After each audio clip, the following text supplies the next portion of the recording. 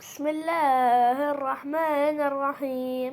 قل يا أيها الكافرون لا أعبد ما تعبدون ولا أنتم عابدون ما أعبد ولا أنا عابد ما عبدتم ولا أنتم عابدون ما أعبد.